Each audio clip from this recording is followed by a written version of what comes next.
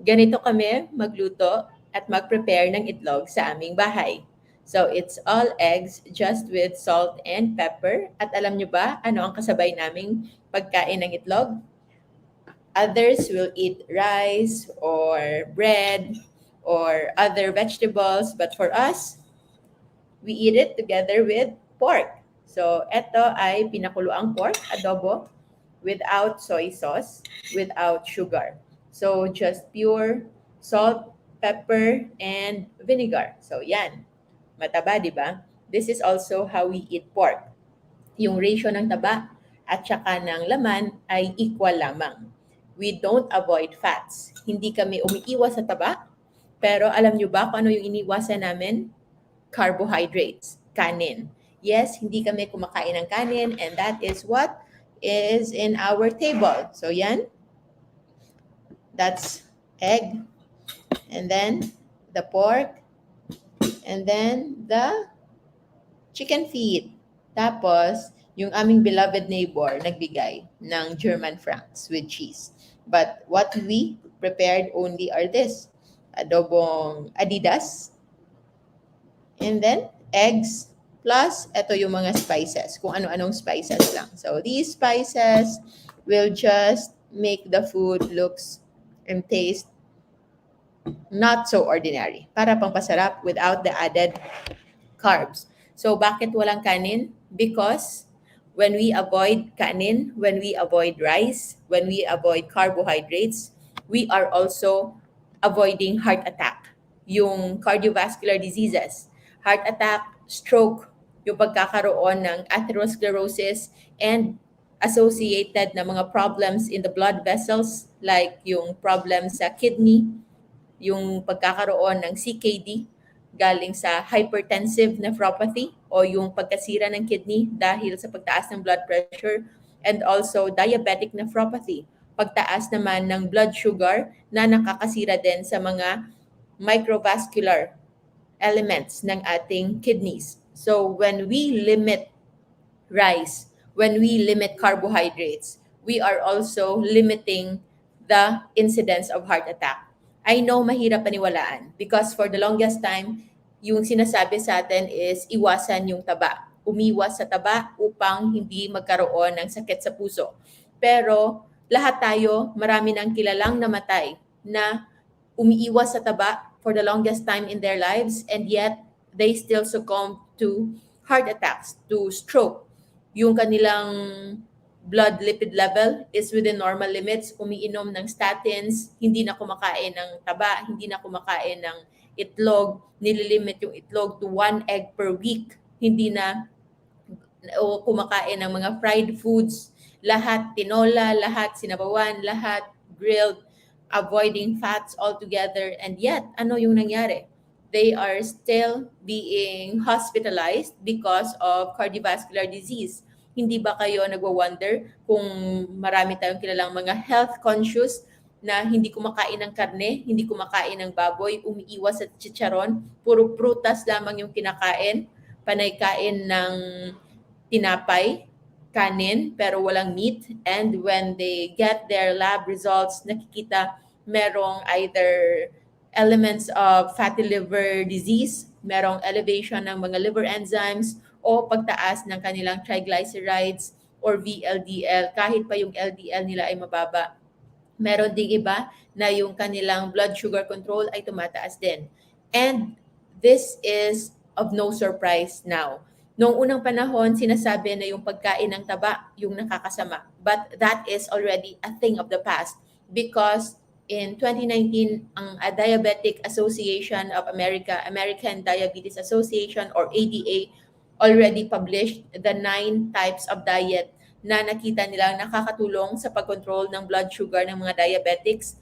At kapag na-control yung kanilang blood sugar, naging normal yung kanilang HbA1c o yung laboratory test to check the 3 months control ng isang blood sugar ng isang tao and resulted into weight reduction,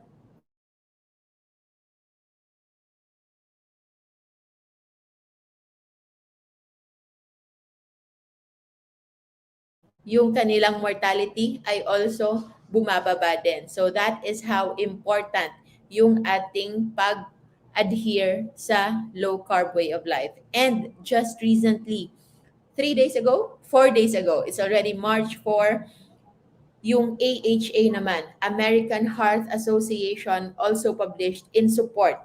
Ang title ng scientific statement na to is Comprehensive Management of Cardiovascular Risk Factors for Adults with Type 2 Diabetes, a scientific statement from American Heart Association. So they discussed here ang importance ng pag-control ng blood glucose sa isang taong may diabetes upang yung overall outcome niya ay mag-lessen din yung risk niya for heart attacks, because the number one killer of diabetic people, the number one killer ng mga taong merong diabetes is actually not directly related to elevated blood sugar, hindi hyperglycemia, but it's the secondary effect ng hyperglycemia, which is the heart diseases, heart attack, pagkakaroon ng cardiovascular diseases. And the missing link between hyperglycemia and heart attack, it's actually the elevation of insulin. Elevated blood sugar will spike elevated in insulin, and most especially sa mga diabetic na insulin dependent, na instead of lowering their need for insulin by taking in lower blood sugar, lowering their blood glucose by lowering their carbohydrate intake, they will also lower their need for insulin, because too much insulin makakalid ito ng pamamaga sa loob ng katawan. What I'm saying is, instead of magdepend tayo sa pag-inject lamang ng insulin o pagpapataas ng insulin response sa ating katawan by forcing yung ating pancreas to produce more insulin, we can actually sustainably help yung mga taong may diabetes by putting a what we call as pancreatic rest. Ano yung pancreatic rest? Ito yung panahon na gusto nating pagpapahingahin natin yung ating pancreas from secreting insulin. So sasabihin nila, ano na lang mangyayari kung walang insulin? Meron pa ring insulin. But what is the most important thing that we need to do is to lower our need for insulin. Kunin natin yung pangangailangan natin sa mataas na level ng insulin. And how can we do that? We just need to lower our carbohydrate intake. Kapag binabaan natin yung ating carbohydrate intake, immediately bababa rin po yung ating glucose na level sa blood. At kapag mababa na yung ating glucose level sa ating dugo, then there will be lesser need for insulin to spike. Hindi na rin magkakaroon ng mataas na pangangailangan ng insulin. Yung nangyayari kasi ngayon sa mga taong may diabetes, hindi na sila sinasabihang umiwas sa mga nakakapagpataas ng sugar. Although sinasabing iwasan nila yung mga matatamis, pero hindi sila sinasabihang iwasan yung other food na nakakapagpataas ng blood sugar na hindi matamis. Ano yung mga pagkain ito? These are what we call as starch. So yung starch ay ang complex form of carbohydrates. But kapag ito ay naproseso na sa ating katawan, pareho lang sila ng asukal, pareho lang sila ng muscovado, pareho lang sila ng honey. They are still going to be glucose and fructose na makakapag-spike ng blood sugar. Yes, meron silang fiber at yung pag-increase ng inyong blood sugar hindi ganon kabilis as compared to consuming sugar alone. But when time comes after it is fully processed, it will still have the same net effect, net burden sa katawan. Your body will still try to lower it down, and it will try to do so by forcing your pancreas to produce insulin. That's why meron tayong mga kilala na after having diabetes for so long, they eventually have pancreatic cancer. Or kung hindi man sila nagkakaroon ng diabetes because their pancreas is very efficient in producing insulin, pero it is becoming so exhausted and eventually it led into tumor formation in the pancreas. I am speaking in behalf of my family, na sa mga lalaki in the family of my dad, sa kanila yung mga lalaki nagkakaroon ng frank diabetes. 4 of them already died of diabetes complications. 2 sa liver, isa sa heart attack, at saka isa ay namatay with kidney problem na nagda-dialysis na. But they also have 3 cousins na puro babae, ang papayat, hindi tumataba, but also eating the same typical very high carb diet, rice 3 times a day, lahat ng iniinom merong asukal, and kumakain parati ng snacks na saging, kamote, tinapay, banana Q, and all of those starchy foods. 3 of them less than 60 years old namatay because of pancreatic cancer. And that's why we are very, very vocal when it comes to raising the awareness of the dangers of hindi lang ng sugar, hindi lang ng asukal, kundi pati ng starch. So going back to this statement, we will move forward to their summary. So in their summary, nakita nila ng pinaka-importante dito is yung pagpapababa ng blood sugar, may it be coming from intake of medicine, and ang impact also ng pagkontrol ng blood pressure and sa ating overall cardiovascular risk. And the most important part here is the importance of lifestyle change, yung nutrition. So there is now this graph, and they already allotted a part na for lifestyle management. So noon kino-consider ang lifestyle management as alternative medicine. Ibig sabihin, they considered it as parang hindi siya conventional, that when you do manage patients just according to lifestyle, parang less quality of scientific evidence yon, parang hindi siya standard. But now it is becoming the standard, it is becoming a norm, and it is now recognized that nutrition really plays a role. So with nutrition, especially for type 2 diabetics, they reviewed yung result ng American Diabetes Association, and this is the most important part. Okay? So yung ADA recommends support various health dietary approaches to achieve glycemic control. So marami. As I mentioned earlier, maraming types of food intake na nakita nila that can help diabetics. Yung isa dito would be Mediterranean, Paleolithic, which is actually still low carb. Pero yung emphasis lang dito is you eat foods that are only on Paleolithic times. So, walang modern day foods, walang mga processed foods. And the other here, low carb, high protein, meron ding vegetarian, and nut-enriched diet, yung marami sa nuts. So, looking at these results, nakita nila na very low carbohydrate versus moderate carbohydrate diet yield a greater decrease in A1C. So, mas mataas yung impact ng very low carbohydrate diet sa pagpababa ng hemoglobin A1C or yung overall long-term blood sugar control. Nagkakaroon din ito ng more weight loss, and mas limited na yung pagkangailangan ng diabetes. Use of fewer diabetes medications in individuals who are diabetics. And for those naman na hindi kayang, kasi isa sa mga important din na way to control or to improve the cardiovascular risk of those people with CVD is yung cardiovascular disease is yung low calorie diet. Yung kontian talaga, generally kontian yung pagkain regardless kung ano yung kinakain, may high carb man o ano. Pero sa mga hindi kayang mag low calorie diet, nakita na a low carbohydrate diet reduces A1C and triglycerides. So you can see here na nakita na yung pinapababa talaga is yung HbA1c and triglycerides. It doesn't mention on LDL because new studies found na LDL alone is not a determinant of heart attack. Hindi dahil mataas yung LDL mo ay mataas na yung risk mo of heart attack. You should look at other results.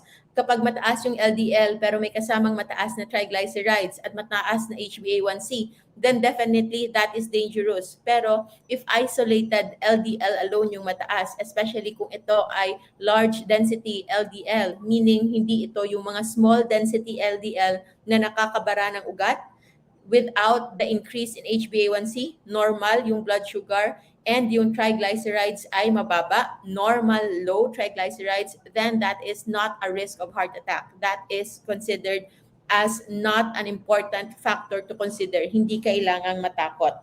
And for very low carbohydrate diet, because very low carbohydrate diet here is 20 to 50 milligrams. in our definition, 50 grams of carbohydrate in a day is already low carb, and very low carb is 20 grams or less. So a very low carbohydrate diet were effective in reducing A1C over less than 6 months, and less differences. Halos walang difference when it comes to more than 12 months. So meaning it can be sustained long term. Just like how we are doing, it's been going 4 years now, magpo 4 years na kami na hindi nagsasaing sa aming bahay. Hindi na kami nakabili ng bigas, and that's including my brother who has special needs. Meron siyang Down syndrome, meron siyang colostomy, meron siyang problems sa kanyang gastrointestinal tract na congenital, and that also includes our senior mother na ngayon ay mag 67 years old na, and we are all doing well with low carb, and the rest of our family here in Manila with my sister and my brothers Andrew and Alvin, and together with their families. And now we are so happy na pati yung mga in-laws sila, Tito Nelson, Tita Dako, Tita Grace, and Tito Luis are now embracing low carb lifestyle na din, and they are also seeing the benefits sa kanilang pangangatawan.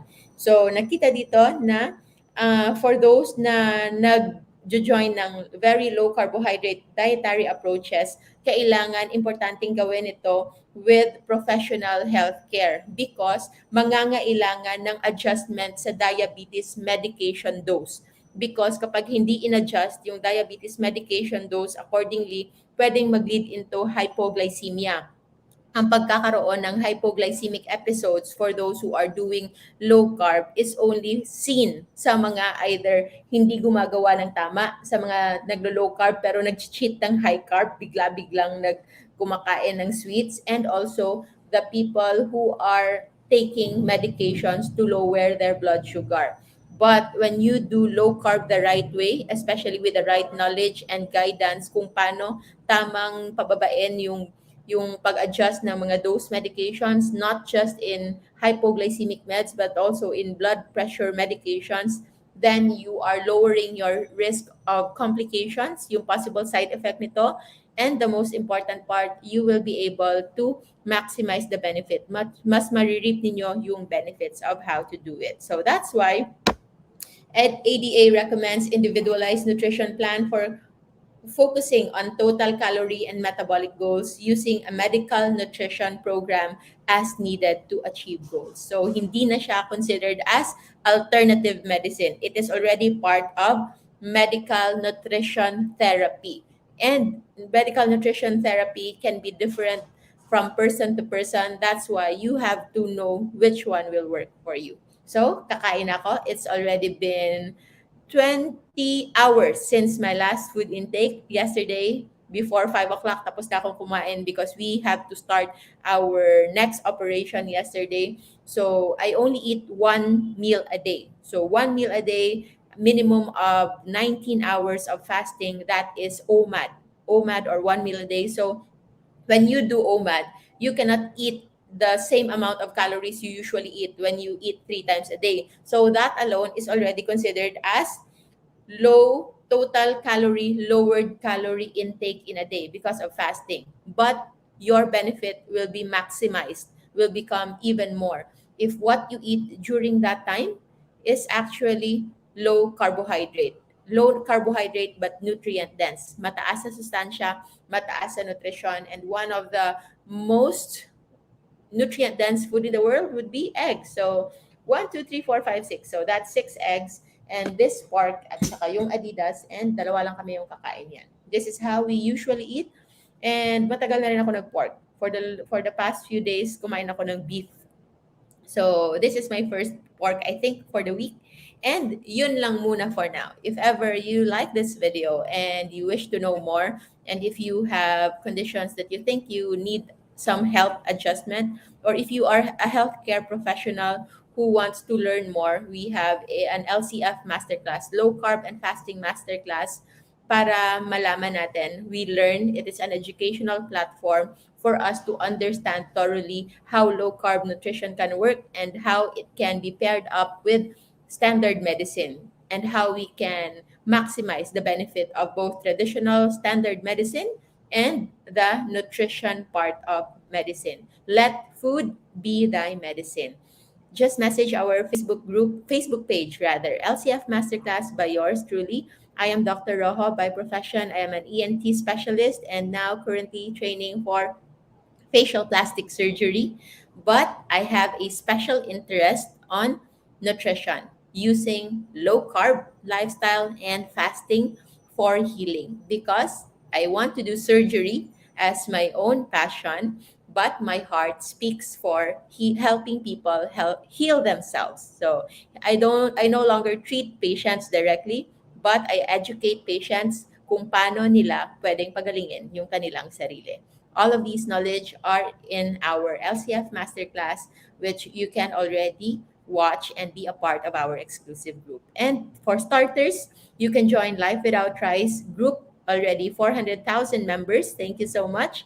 Maraming salamat for spreading this advocacy and letting your family members and loved ones know na pwede tayong mabuhay ng healthy without rice. And for questions, we have low carb feasting and fasting community.